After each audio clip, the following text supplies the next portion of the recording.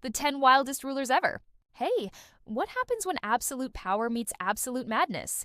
These 10 rulers didn't just reign, they rampaged, betrayed, and rewrote the rules of history. Welcome to Flashbacks, and here are the 10 craziest rulers of all time. Number 10, Caligula. Imagine this. You're strolling through the Roman Forum. Suddenly, a horse carrying an imperial toga charges towards you. Whoa, was that Caligula's idea of a joke? Yep, the third emperor of Rome was famous for pushing the limits. He chained women to chariots like horses. He hosted feasts inviting 8 men of only one type, bald, short, or fat. He appointed his horse Incitatus to the Senate and even had coins minted in its honor. At least he wasn't racist. Everyone from senators to freed slaves to prostitutes got the Caligula treatment. If you survived his infamous orgies, you might die on his ship. While visiting Greece, Caligula chained passengers to chariots like horses and whipped them as they pulled him around. Yeah, he was totally not horseplaying. He even killed people for their amusement. But why? Maybe because he believed he was a living god. Back in 37 AD, Caligula declared himself the only god on earth. He constructed a cult around himself, demanded worship, and built temples to his glory. History remembers him as a spoiled child with a god complex. That's not a good combo. Number 9, Ivan the Terrible. Meet the first Tsar of Russia. Ivan the Terrible was a fan of shiny things, especially the ones on top of his head. This guy really liked being the center of attention. He may have murdered his own son during a heated argument about succession. So yeah, family wasn't his thing. What was his thing? Ruling with iron and fear. Ivan expanded Russia's territory and introduced sweeping reforms, but you wouldn't call him progressive exactly. His secret police force, the Oprichnina, was notorious for torturing suspects before executing them. Prisoners were often beaten to death with a special iron-tipped club known as a book. But Ivan wasn't afraid to use deadly force against his own people. During the Novgorod massacre, his troops crushed a rebellion, killing over 100,000 people. Yep, you heard that right, 100,000. No wonder they called him the Terrible. Number 8, Queen Ranavalona. We told you about Ivan the Terrible and his iron-tipped books. Well, in Madagascar, they had a female version of that. Known as the Blood Queen, Queen Ranavalona I ruled from 1828 to 1861. She was weird. Very weird. She banned Christianity and ordered her subjects to abandon their old beliefs. Then she tortured her enemies, real or imagined, with a wooden stake driven through their skulls. And when she suspected a group of nobles of plotting against her, she put 20 of them to death and banished 180 more. These executions led to a civil war. And although she won, many historians estimate that she wiped out over half her kingdom. Yummy. Number 7, Louis XIV. The Palace of Versailles was a symbol of France's wealth and power. Who made it possible? Sun King Louis XIV. The art alone is worth an estimated $550 million today, but back then, it cost a fortune. While Louis doled out lavish gifts to nobility, his subjects starved. Over 2 million people died of famine and disease during his reign. Talk about a royal pain. Seriously, the guy was obsessed with himself. He took the French saying, "Lec mich im Arsch," meaning lick me in the ass, to heart, and commissioned a massive statue of himself in the palace gardens. It was 40 feet tall, the size of the Colossus of Rhodes. But unlike the ancient Greek statue, it looked like a giant turd. No. 6, Henry VIII. 6 wives, 2 beheaded, 2 survived. Henry VIII was obsessed with having a son. He even broke with the Catholic Church so he could marry Anne Boleyn. You know how devoted he was to his wives? He probably knows where they are buried, too. Nope. He left England in the hands of his daughter, Elizabeth, who had to escape her father's wrath.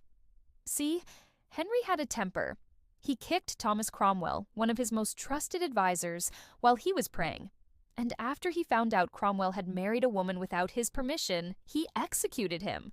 But that wasn't Henry's only public execution.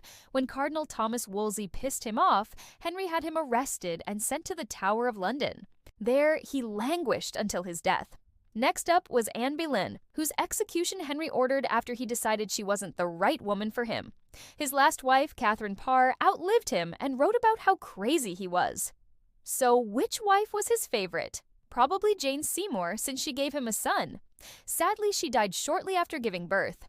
And now for number 5, But first, a word from our sponsor. Number 5, Qin Shi Huang, who united China and created the first unified currency and standardized weights and measures. Plus, he started construction on the Great Wall. What? Shi Huangdi was also obsessed with immortality. He experimented with alchemy and took elixirs that were supposed to keep him alive forever. Legend has it that he accidentally killed hundreds of alchemists. He also ordered the burning of hundreds of books that contradicted his teachings. To make sure his authority remained absolute, he even went after the Confucian scholars. He considered them a threat to his power and exiled many of them. History remembers him as the first great emperor of China, but also as a brutal dictator. Number 4, Nero. He was the crazy emperor of Rome. Nero infamously fiddled while Rome burned, but he also unleashed poisonous snakes into the audience at the gladiator games and watched with amusement as the crowds panicked and fell victim to poisonous bites. He hosted orgies with 8 men of only one type: bald, short, or fat. Sounds like Caligula's party. But Nero was even weirder. After his mother Agrippina interfered in his marriage, he had her killed. His own grandmother, Julia Maesa, met the same fate. But we may never know what his craziest crime was. He erased most records of his reign, possibly to hide his atrocities. Number 3, Leopold II. Leopold II was the King of Belgium from 1865 to 1909. On paper, he was a king. In reality, he was a tyrant who ran Congo as if it were his private property. His agents carried out a campaign of terror, forcing villagers to work in terrible conditions in the rubber plantations. Anyone who tried to escape was hunted down and mutilated. Historians estimate that his regime may have killed millions of people. He was so obsessed with extracting as much profit as possible that he ignored basic medicine, which led to massive disease outbreaks. Even worse, he had no interest in sharing the wealth. For Leopold, it was all about one thing: gold. Number 2, Emperor Bokassa. He crowned himself in diamonds, tortured children, and allegedly ate his enemies. Yeah, you heard that right, 8. Bokassa ruled the Central African Empire from 1976 to 1979. He chained people to chariots like horses and whipped them. According to some reports, he even fed the remains of his victims to his pet crocodiles. But his crowning achievement was the Bokassa Eye Diamond. Weighing 651 carats, it was the world's largest yellow diamond. He wore it around his neck and reportedly dipped it into people's blood during orgies. Talk about a blood-soaked baka. And finally, number 1, Emperor Elagabalus.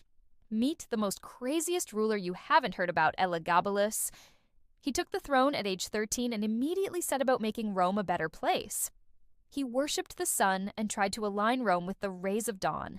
He built a cult around himself and demanded worship. He married a Vestal virgin, Julia Maesa, and hosted wild parties. He threw gold coins from a tower, enjoying the sight of common folk fighting over the riches. But not everyone was a fan of the party prince. His own guards killed him at age 18. Do you know any other crazy rulers? Share your thoughts below. Enjoyed this? Like, comment, and subscribe for more history content.